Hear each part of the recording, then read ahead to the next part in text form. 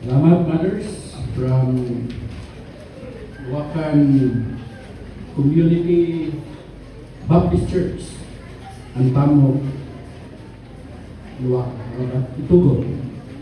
Thank you. Today, there is a call to stand firm by worshiping God and not to compromise. Amen? Thank you sa mga nanay. Wala bang side B doon? May side B ba? Salamat. Truly, God speaks through these songs.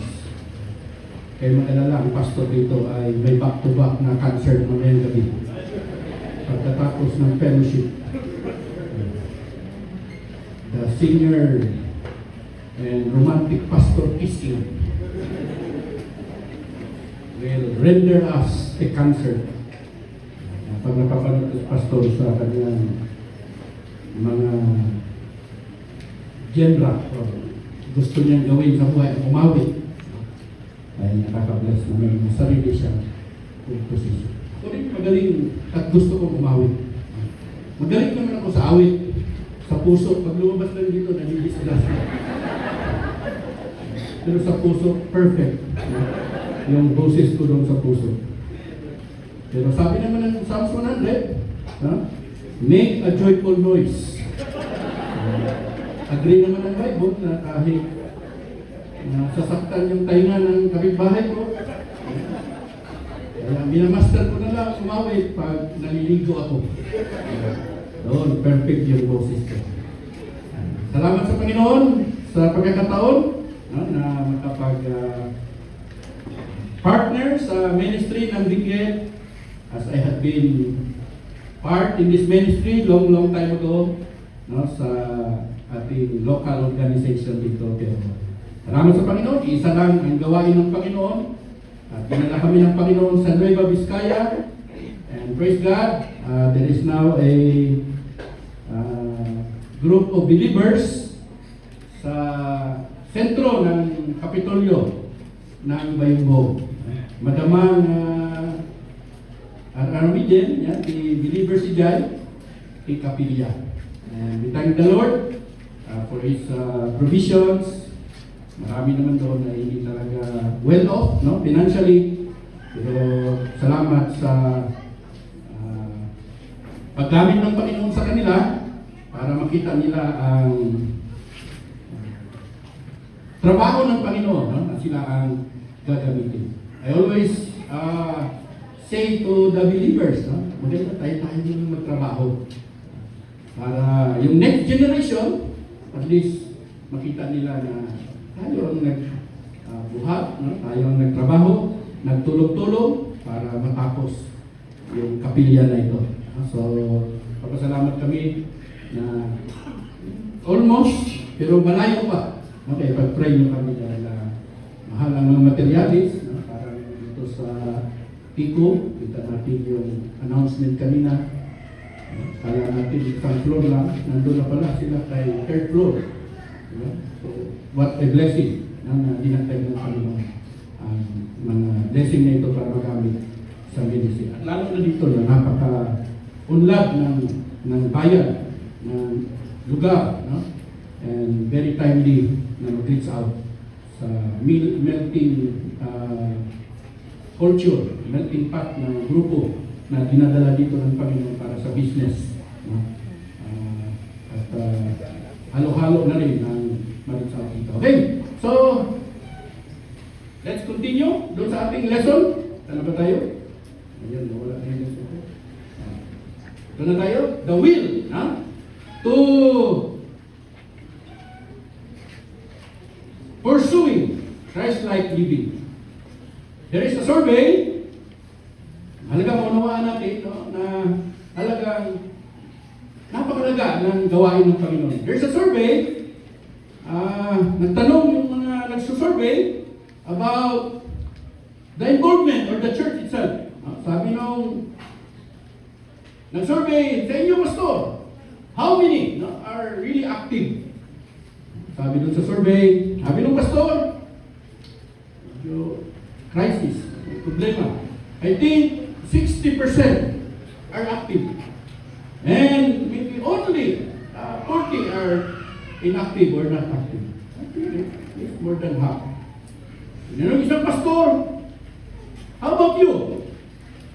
Maybe I can say 80% active and only 10% unactive.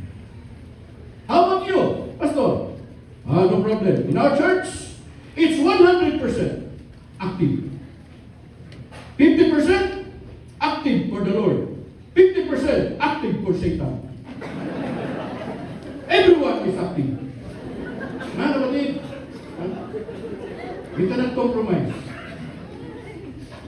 It's either we are active for the Lord or not at all.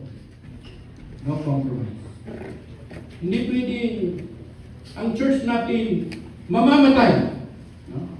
Kasi pinangako ng Panginoon, the gates of hell will not prevail in this church. So, we need to program it according to the Word of God. And discipleship is one. So, in our text, we will see the conduct. No? More of a characteristic. No? Yung i-develop natin yung character talaga. Based sa Word of God. At meron tayong tinatawag dyan na the will in pursuing it in a character built. Matibay talaga na character. It is on based on what God had planned sa buhay natin, and encouraged to see this in the book of Thessalonians. And we are reading 1 Thessalonians. So, not second, there's a notes nyo, pakicorrect lang yan. It is in the 1 Thessalonians.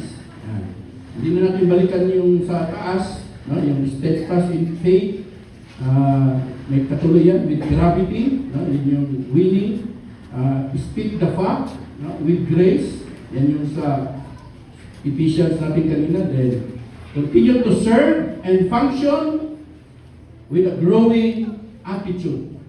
Sabi ng Bible, no more children. As a pastor, we should elevate yung calling natin. Ipakita natin na the pulpit is higher always than the pews. Kasi pinapatungtong tayo dito ng Diyos. Ibig sabihin, our dream, our desire, our pursuit is always higher and above. Hindi pwede mas mataas si membro. May membro na naging sa atin, but the pastor should be the leader.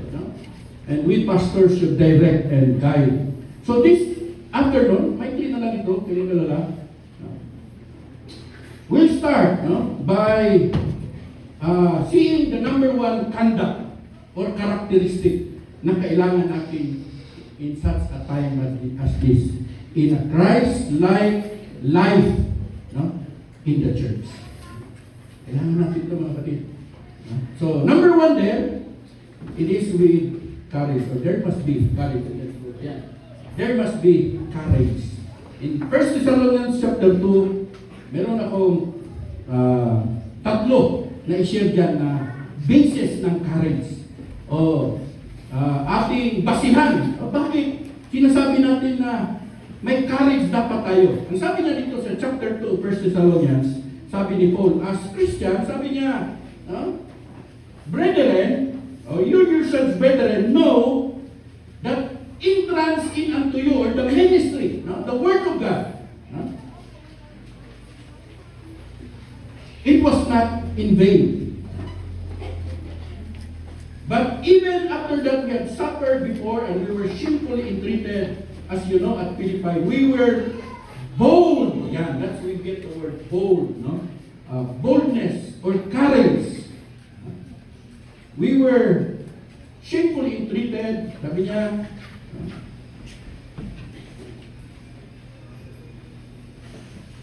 as you know, in Philippi, we were bold in our God to speak in unto you the gospel of God. Ayaw muna yung manalangin. Panginoon, pagpalain mo ang mga salita ninyo at ang aming pagbubulay-bulay sa tulong ng inyong banal na Espiritu. us not only to understand, but to apply in your grace, O God, we're able to live in this calling. And we are studying our attitude and conduct as your children in this time that you have called us in our generation, so that we can pass on to the next generation. The next generation will become like what Christ have programmed or desired and purposed to. And thank you for your word. Bless everyone and your servant and all your children today. In Jesus' name, amen. Okay. So Dinggit, no? Churches, number one, no, should have the courage to live for God. To live a Christ life. What's the basis? Number one, the basis is the certainty of our ministry, or the certainty of God's work. The certainty of His calling. Sabi niya, it was not in vain. Ang gawain ng Panginoon, palagi nating babasa, your labor is not in vain. Living for God is not in vain. It is the most precious invitation in the Word. It is the most beautiful encounter. Ako, nung encounter ko ang Panginoon, hindi man matic or automatic na nagbago agad ako. Hindi ganun. Lalo pa nga, sumama ang galit ko. Kasi, hindi ko matanggap, no? Pag-uwi ko sa bahay, parang nagkuduy ako munti. Kasi inagap ko na nga si Jesus. Sabi tuloy ng mga kasamahan ko sa bahay. Kasi nag-boarding kami noon. I was in a college school. I am seeking for truth. No? At that time, parang may nag-udyok sa akin. Puro na lang baga nito. Barkada, inom, kaibigan. Doon ako sa trabaho sa Manila. Then, yun, may nakita akong good example. Binibisita niya kami. Pinapamiri-miri na kami. I saw a good example. So, nag-try ko sana, nakinig ako. Hanggang nakita ko yung kapangyarihan ng buhay niya na ginamit siya ng Panginoon. Hanggang, yun, kilala ko ang Panginoon. Nag-open sa akin ng salita ng Panginoon. It was not in vain. The word of God is not in vain. Binago ng Panginoon ang buhay ko. And at the start, I don't like it, but hanggang nagtrabaho ang Panginoon, there's God's word. Hanggang, yun, makita natin dito na fully, makita natin yung gawain ng Panginoon, changing us into the becoming man and woman na gusto ng Panginoon sa atin. Sabi ko nga kanina, kailangan natin ng tatlo na katotohanan. Word of God, community. That's why we have a community. Mag-yes God, magpintuhan tayo, mga pastors. Mag-sharing time tayo ng ating mga discouragement, ang encouragement sa isa't isa. The same couples or young professionals, singles, or entrepreneurs, o ano man ang hilig mo, maghanap ka ng kagrupo mo, mag-encourage ka sa isa't isa because we need a community. And we are in this community, the church. And of course, we need a mentor. Parents, mentor your children. Parents, be mentored by another parents. Pastors are mentored by another pastor. There's always a coach, a consultant. It's easier pag may nag-guide, pag may kaibigan ka, pag may tumutulong, pag may kasama ka. I praise God, no? Pwede natin sabihin, Pastor Domingo is our mentor, mga pastors. All pastors, Dr. Collado, pag may mga problema sa mga doctrina, we can ask Dr. Collado. He's our scholar in the Bible. He is a great teacher. He is a good teacher. Hindi nagbago yung kanyang tinuro. Simula nung nag-aral, teacher siya sa Biblia, sa ganun yung design. The Word of God. Hindi natin makita na parang iba na yung tinuturo niya. Parang questionable na tinuturo niya. Because he believed that ministry God has given him is not in vain. Let us have have courage because ministry is certain. No? Galing ito sa Diyos. Ang Panginoon ang nagbigay nito. Ang sabi dito ni Paul. No? Kahit pa may mga discouragement. Yan. Then ang sabi niya, next one, not only the certainty, another basis of courage. Courage, by the way, is our inner strength. The courage that will stand in spite sa mga discouragement. No? Focus tayo na maging matibay, magpalakas sa Panginoon. Kasi sabi niya, no? Hindi lang yung sigurado yung gawain, but even, verse 2, no? We were shamefully entreated, as you know, at Philippi, but we were bold in our God to speak in unto you the gospel of God with much contention. No? The translation here is, bold in our God. No? The best translation na nabasa ko is, by God's help, we become bold. By God's enablement, yung boldness, hindi galing sa atin. Hindi dahil matatapang yung mukha natin. Kung matatapang yung amoy, may amoy tayo. Lalo tayo pinapawisan. Di ba? Amoy anggi. Amoy natural tawag dyan. You cannot fake that. Ganun talaga. Ang tao. No? Kaya, gaano kaligo niyan kung sibuyas kakainin niya. Amoy ka talaga. Gusto yung lalabas. Matapang ang amoy. Matapang ang mukha. As Christians, no? Our boldness, ang tapang natin. Hindi tayo. Ang salita ng Diyos. Ang ating confidence sa salita ng Diyos. Ang ating confidence sa ating tagapagligtas. Ang ating confidence, sabi niya dyan, no? Boldness in our God to speak ang pagsasalita natin. Kasi hindi nagbabago ang salita ng Diyos. Hindi, no? Ang value niya, isa ulit ako, saan nag-value? Talagang pudno, ibagan isa ulit ako, Diyos. It is always truth, no? Ang share ng salita ng Panginoon. And this boldness is acquired, no? As we serve, to experience. That's why, dadalhin ka ng Panginoon, diba? Sa ministry. I believe, no? Pastor Pising, from that time on, he is now leading this congregation. Hardships tayo. But experience is pressing him to be bold, no? To trust the Lord. Para hamonin yung mga believers. Diba? Para magawa ng ganito. Para may maganda tayong fellowship. Para karga tayo dito.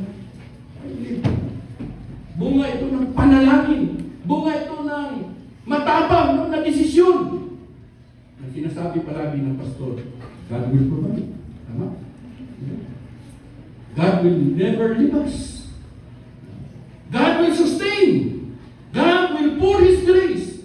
That is true to everyone. Maski sa aming gawain sa Bible.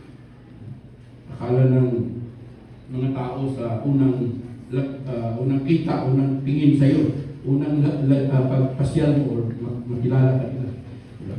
Nakabarong ka, poging-pogi ka, kala na yaman mo, kala na kontraktor ka, di ba? Ang tricycle, kawan. Ngayon ti pastor, na makalugar ti motor. First month, 2 months, 3 months. Tapos diyan amin, nakamotor na eh. After 6 months, awan pang bulog na. Bain. Hulugan lang ti motor. Kaya nahulugan eh. After 1 year, nahulog na si pastor sa motor. Tawag yan, hulugan. Naging barko na. Eh si pastor naglalakad naman. Ganito naman. Kapit-bahay. Motor pastor! Exercise na. Magdakil ti buksi. Hindi motor mo pastor!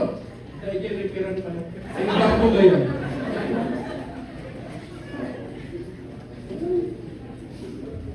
Pero bold pa rin si pastor. Adam to may sukat. Bitik lita. Lita bitik. Bitik lita. Okay na. Okay na. Hanggat kahit pa BMW. Ano yung BMW? Bulok. Pero lilihas na. Lord, by your power, touch. Ito'y magna rito yung adaan, bingay di pangkulo. Nangagnak yun. Nababay mo. That's how God works. It's by experience. As you serve the Lord, mahirap talaga ang ministry. I believe young pastors, we need courage. Develop by time. Kaya ako, Pastor Domingo ay sabi. Pastor Domingo, sa Saudi doon, makita ko na eh. Kasla nila kay Marcos noon sa Saudi. Una ko at sa uwak, kaya Pastor Domingo bigat, kasla workshop ni Duterte. Hindi ka makinig. Masisira ang buhay niyo. Awat politika ba ito? Awat makapagtulog ko naman. Katapin, kayo ng dingdingin. At tuling-tuling kayo. Ano ba yung ano niya? Pabingi-bingi kayo dyan. Okay. Courage is very important. Okay? Yeah. There must be courage. Number 3, in courage, there must be certainty. We believe in that, the basis. Confidence in the master. Number 3 is the completeness of our message. The gospel. Sa baptist, wala. We just teach the gospel. I tell you, no such word as full gospel. That's a deception. There's only one gospel. The gospel. Many of other associations and groups teach the full gospel. You cannot find full gospel in the Bible. The only gospel is the gospel that we preach. Amen? This is the gospel that settles our salvation. Meaning, this is the gospel of God. This is our confidence. No? This is the completeness of our message. No other truth or gospel. Good news. Wala na iba. Ito lang ang magligtas. Ito lang nagligtas sa buhay mo. Ito ang nagligtas sa mamamatay tao na nakulong, na tumilala sa Panginoon. Ito ang nagligtas kay Paul. Who is Paul? Persecutor. Diba? A murderer. Diba? The chief, sabi niya, of all sinners. But God saved that man and used him mightily. Si Paul yan. And I believe, walang limit ito kahit pa sa katulad kung taga Mindanao o saan ka man, anumang lahi meron ka. When you repent, when you believe, and when you accept the gospel, it's complete. You are under the mighty power that God has promised. You will never lose your relationship with Christ if you truly believe in Christ, the gospel of your salvation. Kaya yun yung confidence na meron tayo. Yun yung courage. Kaya matapang na pala. Alam niyo sa panahon nun, ang pinakamatapang baptist. Yung sila dawal pastor na, matapang sila nun. Iharap mo ang Jehovah.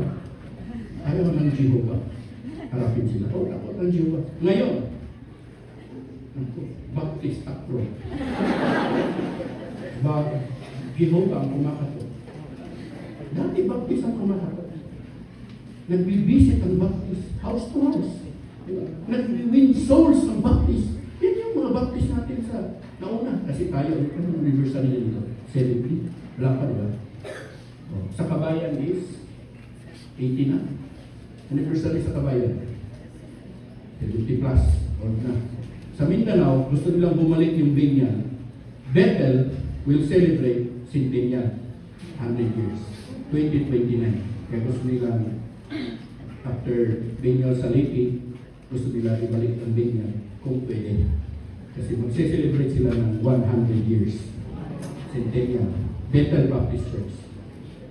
The church of my brother, no, si King, ay Grace Kalasunan, old church. Halos 98 years old church. Doon membro si Ma'am Badal. Yan, sila Pastor Apuog sa Pangasinan. Doon sila. Mga original na taga-Bukid doon sila. Ang aming church sa Maramag is also 80 plus years old. An old church. Kaya alam niyo, we are the group that are established but under attack. Minsan, nawawala na yung matatapang. Puro amoy at mukha na lang ang matapang. Dapat, matapang tayo sa word. Huwag tayo matakot sa Jehovah. Ang Jehovah, kingdom hell yun eh. Ang kingdom nila hell. Kaya pangalan sa church, kingdom hell.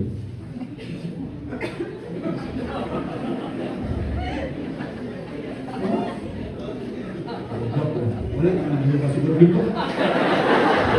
Kung may Jehovah dito, hukap na lang kayo. Hanggapin niyo si Jesus.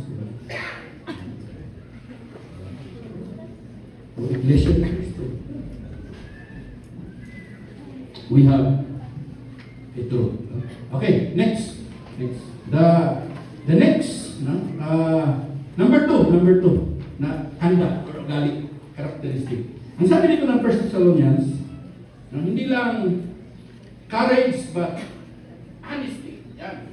Kindness. Yan. For the sake of alliteration. Mga BBSI, mga Baptist, mga Tagalog, mahilig mag-aliteration. alliteration. Minsan, hayaan nyo na lang. Minsan ang pastor pala ay para sa principle mabait, pero minsan nagpapatama din. Hayaan nyo na lang kami dito. Kayo mga backslider sa nasaktan, parang ako yata tinitira ni pastor. Hindi ikaw. Hindi naman ikaw. Pero kung natamaan ka, baka ikaw nga. Ganun lang. Huwag mong ipaghari, sabi nga ang Tagalog, na magkampo kayo ni pastor. Hindi naman yan. It's to correct, to teach us. At mayroon lang isang membro, di ba? Parang sabi niya, ako lang yata tinitira ni pastor. So may mga poste na ganito, tumago siya doon sa poste. Para hindi siya makita. Sabi ng pastor na nag-preach, nakikita na lang yun, kahit tumago pa pa sa poste. Walang niya, ako pa rin. Hindi talaga ng pastor niya, hindi talaga ako. So dahil construction ninja, nandito siya ng drum ko, tago nga ako sa drum. Next preaching, sabi ni pastor, omniscient ang Diyos! Kahit pa dyan sa drum! Hindi ka. Nakita lang ni pastor na may tumago. Gusto ng Panginoon, matuto talaga tayo. Kaya, honest. Yan. Kasi, free from hypocrisy. Ang gawain, tingnan nyo. 1 Thessalonians, ang Christ-like living, kung talagang makita ito sa ating mga church, very powerful. Tingnan nyo. Ang ating exhortation, sabi niya, verse 3, was not of deceit, nor of uncleanness, nor in guile. Hindi sa, ang tato kanina ng mga nanay, di ba? Na-mention nyo, not in uncleanness. Yan, nakikinig ako sa kanta ninyo. Verse 4, but as we were allowed of God to be put in trust with the gospel. Sabi niya, verse 4, pinagkatiwalaan. Yan. Ng Ebanghelyo. Ano pa? Sabi niya, even so we speak. Ipinapamuhay namin ito na pinapangaral not to please men. But God, who knows our hearts, who tries our hearts. God knows the inner of our heart. Yung heart ito, hindi ito literal na heart. Kundi the emotion, the seed. Yung mga nakatago sa mata ng pastor o nakatago sa mata ng madla o karaniwan, the congregation, that knows it. And that's why, very sincere yung gawain ng Panginoon. How sincere the Word of God? Number one, there is the clarity, that even our motive is discerned by God. Yung motibo natin, clarity, klaro sa Panginoon. Next, not only the clarity, how honest the ministry is. We see our conviction sa in serving God. Tingnan nyo, verse 4. We were just allowed of God to be put in trust with the gospel. Meaning, verse 3, we are called of God. Tinawag din ng Panginoon, pinagkatiwalaan tayo, sabi niya. Now, verse 4. Allowed of God to be put in trust. Pero mo yan? Inilagak ng Panginoon ang kanyang kapangyarihan. To tell the word, not to change the word. If God will change the word. To tell the word. No? To tell our community, barangay. To tell our children. Allowed of God. To be put in trust. Saan? The gospel. That's why Christ-like living should be couple, should be in marriage, in marriage with our life. Yung gospel. Kasama na natin ito. Hindi pwedeng sabihin ko na paglinggo lang. Pag may conference lang. Every day. Every moment. Actually, sa lahat ng buhay natin, kung maaari, i-focus at ilagay natin ang diwa, ang kapangyarihan. Kasi gusto ng Panginoon makita yung conviction natin dito sa trabaho nito. And that is why, sabi niya sa verse 5, God is our witness. Yan, verse 5. Diba? For neither at any time we use flattering words, as you know. Sinabihan tayo, makasalanan ka. Hindi flattering.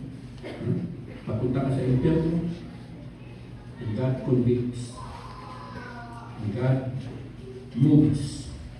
And God will empower this word and will receive.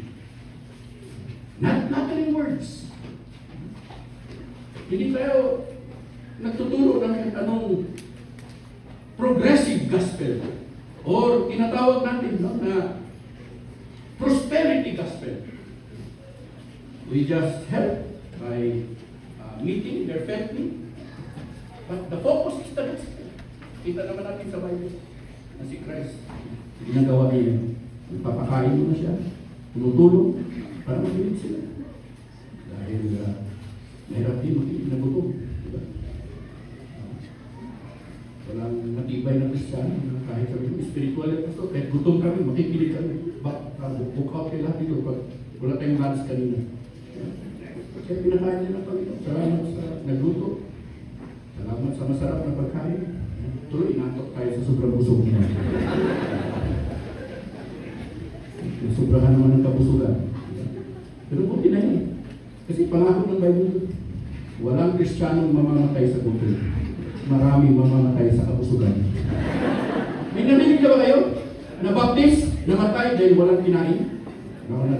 Kung meron, mag-backslide na ako. Pintuhan niyo ako, pastor, may namatay doon na Christian, Baptist, namatay sa gutom. Pangako ng Panginoon, I will never be so. Kahit gaano kahirap yun, hindi mamatay sa gutom. God will help. At least may mga believers. May tutulong at may tutulong. Walang mamamatay na gutom. Marami ang pastor natin namatay sa high blood, sa gutom. Walang kagutom. Pero sa kusugan. Mas maganda yun. Diba? And that's my prayer, Lord. Kung mamatay mo na ako, sana marinig ng asawa ko to. Kasi siya pag mamatay na siguro ako. Wala siya nasa taas eh. Outside ako lang po ako lang yan. Sabi ko, Lord, pagkunin mo na ako, ang request ko ay one time, big time. Huwag na ako perapan, one time, big time. Kasi ang hirap kong pagkatid. Pagpatingin yung katawan ko, baka hindi na ako bitbitin ng mga anak ko. One time, big time. Yan ang request ko. At kung maaari, ano bang gusto nyo? Rapture or kamatayan? Mga pastor, anong choice nyo? Ito, rapture. Pastor Kisney, ito si Horse Church natin. Para susunod tayo sa gusto niya, hindi tayo pakainin natin. Rapture din. Pero alam mo, maganda rin mamatay. Maya't mabagka-bagkat ka.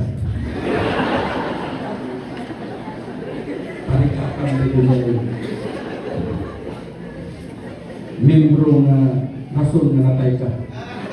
Never. It's either way, God's will is the best. May tulong na lang, Panginoon, who are we? Ang mahalaga, He has a plan, He has a purpose. Sa sanglibutan, anong tawag dyan? Walang magandang kamatayan, mamamatay, wala. Masagasaan ka dyan, nabulunan ka sa kakakain mo. Mamatay ka ba eh? May namatay ka na, uminom lang ng kape. Hindi kayo bumalik. Anything can happen under the sun, under the sky. Praise God. Hindi naman yung kamatayan ang mahalaga. Ang mahalaga, saan ka pupunta? Di ba? Our destination is not death. Di ba? It's just a terminal. No? That is not, the place is just a departure. Sabi nga, death is a departure. Your destiny is in heaven. Yan ang mahalaga. Sama natin ang Panginoon. Yan yung mahalaga. We have the conviction. In this conviction, we build the character. In verse 6, tingnan nyo verse 6. That's why, nor of men we glory, neither of you, and yet of others. Gamit ang pangalan nito. That we, when we might have been burdensome, as the apostles of Christ, or sent by Christ. It's Christ who sent us back to this world. Pwede naman dali niya tayo sa langit. But He sent us as His representative. Kaya hindi mo ganyan tayo kumuha. Gusto niya na mag-aakit pa tayo sa ating mga labor, sa ating mga ministry, sa ating church. No? And in this time, kukunin na tayo. Okay, last. It is with letter C. Concern. Not concern. Ministry. With courage. Yan, ang Christ-like living, talagang galing sa Diyos ito. Kailangan natin magtagumpay sa lakas ng Panginoon. Number 2, kailangan natin honesty or candid. It's very clear. It's very honest. Ang Christian life, you cannot fake that. Love is the most beautiful character na may apply. Kasi it's the character of God. Generosity. Yan, galing sa Diyos na. Kasi tayo pinanganak. Selfish. We are born again. Unselfish. Yan, sabi ng Bible. At mamaya, tugtungan ni Pastor Ringo ng iba. Okay. Number 3. With concern. May tatlo dyan na concern na makita natin sa Biblia. Number 1, concern. He is here. Yan. Number 1 yan. Number 1. Our, yan.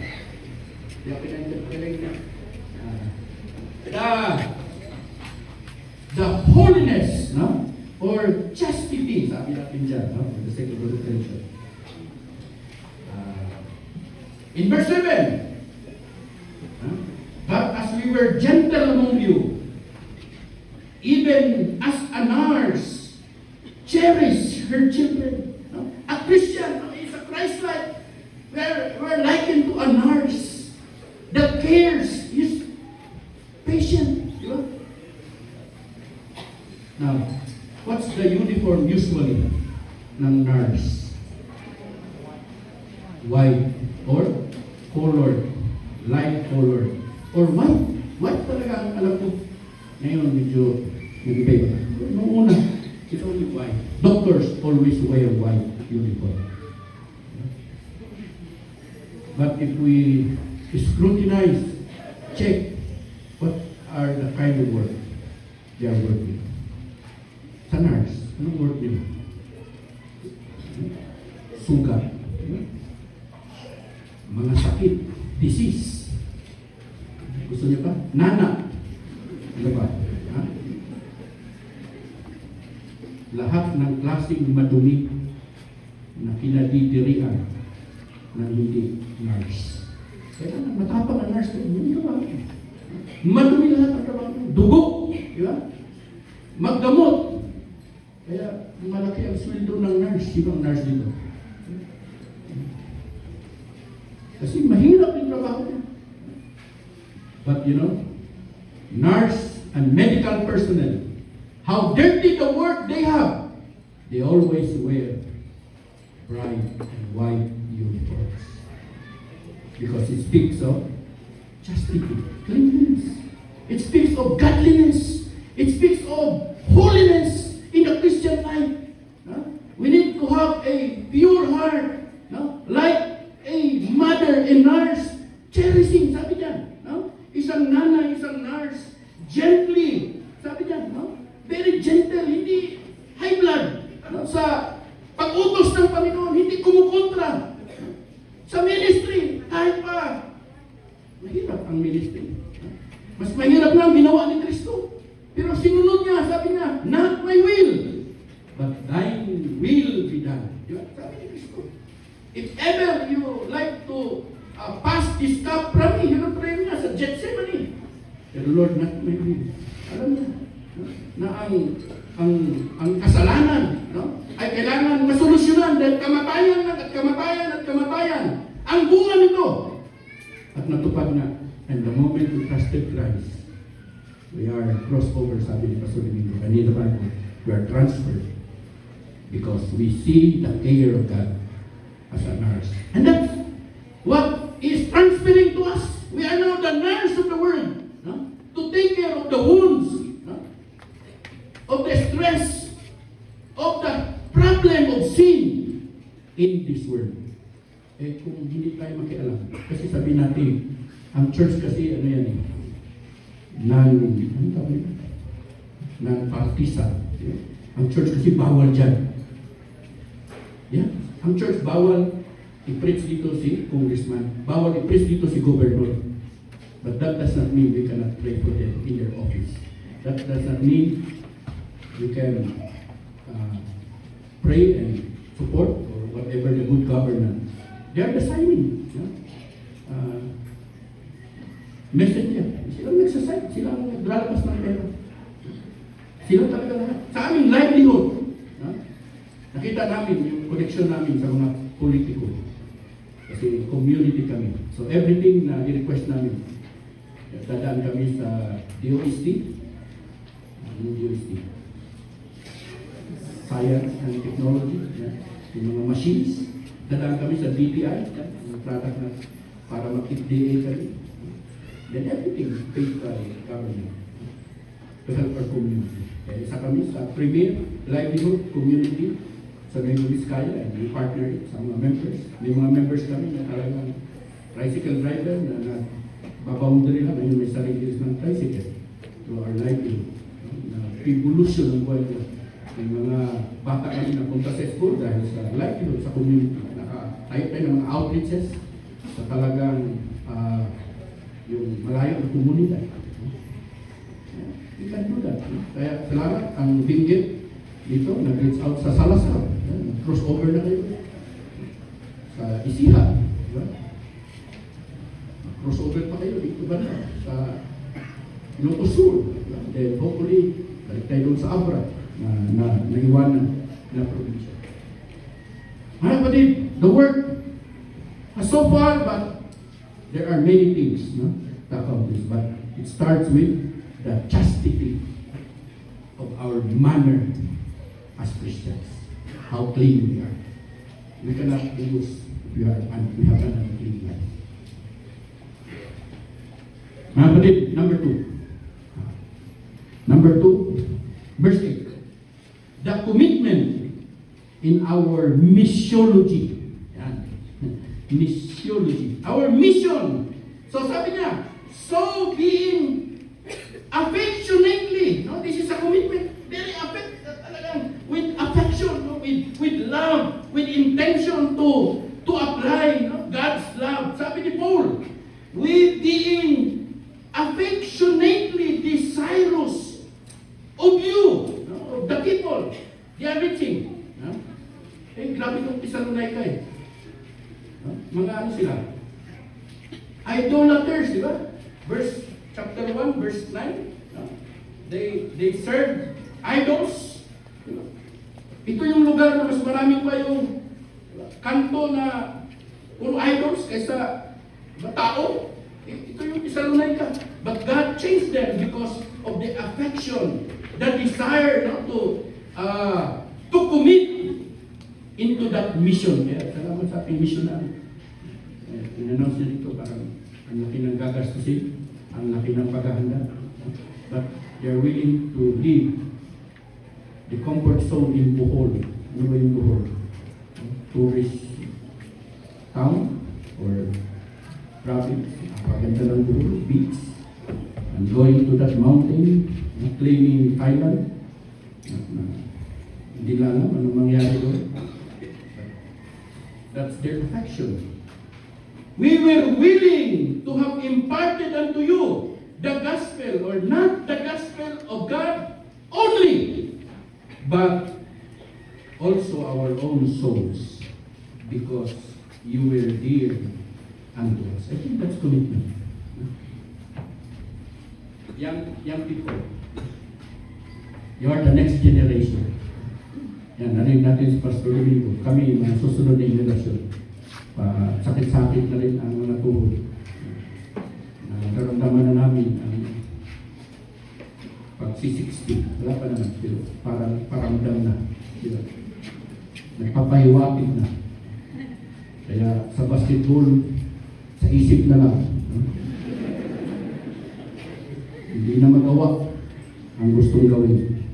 Nung una, parang si Berhel Menezes. Diba?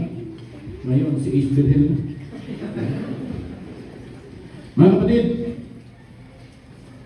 we need commitment in this mission, the mission that we have. Huh? Lagay natin sa ating mga puso. Last, verse 9. The maintenance and consistency. Sabi niya, verse 9. Tingnan nyo. So you remember, brethren, our labor and travail.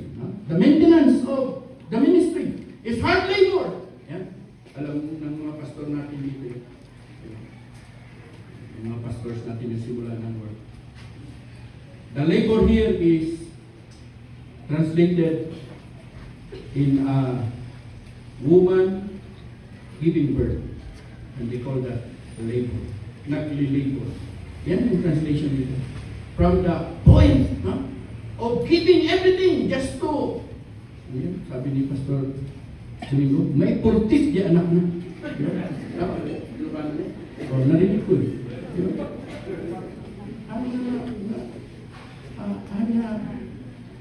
Ano yung madali?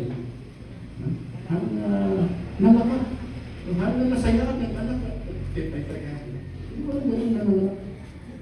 And that's why men, me, pastors, and men cannot understand. Diba? Akala namin, madali. Diba sa inyo mga namin, spelling na lang. Labor! And sometimes reaching a friend, reaching a loved one. Gagastusan mo. Lahat ng labor gawin mo, lahat ng prudo maubos. Diba? Lahat ng pundo, parang doon na lang napunta. But the joy of seeing the labor of love, diba? Sabi niya dyan, the maintenance of being consistent in this ministry, ito talagang paraan. Ito lang ang paraan. One day, lahat tayo makishare talaga dito. Kahit sabihin mo, hindi ako involved dyan, Pastor. Sabi niya, it is laboring night and day because we would not be chargeable. Yeah? There's an accountability. And we are afraid of this. That someday, not only God will say, lazy, diba? Tamad, kundi yung mismo mahal natin sa buhay nasa impyerno sa Diyos. Kristiyano pala yun. And that's why many Baptists are dying. Because there is no commitment in consistency. in the ministry. Mga kapatid, kailangan natin makita ito sa panahon natin ngayon because we are in the last days. We do not know. It's the beginning of birth pains in the Bible. We can see it now. In our society, the moral is going up. Corruption is going up. People are hard-headed because of the technology. Ngayon na, pili na makipag-contest ang tao sa galing sa science. Kaya na rin namin gumawa ng ginagawa ng Diyos. They can also pray. That's how technology develops. Grabe. Pero wala makakagawa, sacrificial pa. Kahit sabi nila, kaya namin gumawa ng tao. Sabi ng Panginoon, sige, mag-contest tayo. Saan sila kukuha? Yung nandito sa sanlibutan, sabi ng Panginoon, ako gumawa niya. Gawa kayo ng lupa. Hindi nyo gawa yan, akin yan. So, magawa ka. Meaning, we cannot contest. People cannot contest. Technology cannot contest. And sabi dito sa ating closing, you are unto you. We preach unto you the gospel of God. You see, the center is the gospel. Because Christ-like living is all about the power of the gospel of God. And you are witnesses. And our God also, sabi sa verse 10, how holily and how justly and unblameably we behave ourselves among you that believe. Kapatid, napakataas ng challenge in Christ-like living today. It cannot be done like overnight, but it can be done. Number one, if we believe in God, He said, if we believe in God, it can be done. Number two, if we allow God to mold our lives according to the will He has said that pursuing Christ-like living is possible by His grace. Manalangin tayo. Okay? Thank you. Panahon. Father God, we are very thankful. We are so blessed to be here in this conference. Yaman kami, puno na ito yung lugar. Nagbiyahe na ito yung anak mo. Nagsakripisyo na. Instead of gasikaso na, ito yung trabaho, sayang magtiman. Maramid na. They just left it for a while to sit down and listen to the most important portion of their lives as Christians, and that is to learn the ways of Christ-like living in your word. Kaya pagpalaan mo ang mga anak nyo na ito sa aming pag-uwi. Gamitin nyo kami ng lubusan. That we can commit into this mythology. We can be consistent in the maintenance of the ministry you have called us, reaching souls, witnesses of Christ, and also the holiness, the manner that we should be as your people, implying in us the Christ-like living in our generation. O Panginoon, ibuhos mo ang inyong pagpapala sa bawat isa. At salamat sa inyong kabutihan. Salamat na inyong pinahintulot dalhin kami sa lugar na ito para mahamon muli. Patuloy kang kumilos sa aming mga puso at inyong banal na espiritu ang aming pinagkakaluban ng kapangyarihan, kaya ikaw lamang nakakita sa aming mga puso. At kung mayroon man isa o dalawa na hindi pa talaga tumanggap kay Jesus, hindi pa niya kinilala sa Jesus, at ngayong hapon na ito, araw na ito, nakasama siya namin na you know him, you know her, he or she will express her desire, his desire to know you and accept you, I pray that lead that person, because that's the only way we can start to have a Christ-like life here on earth as we wait for your coming. And above all, it's a joy to serve you. Bless each and everyone. For this we pray in Jesus' name. Amen. Thank you, and God bless.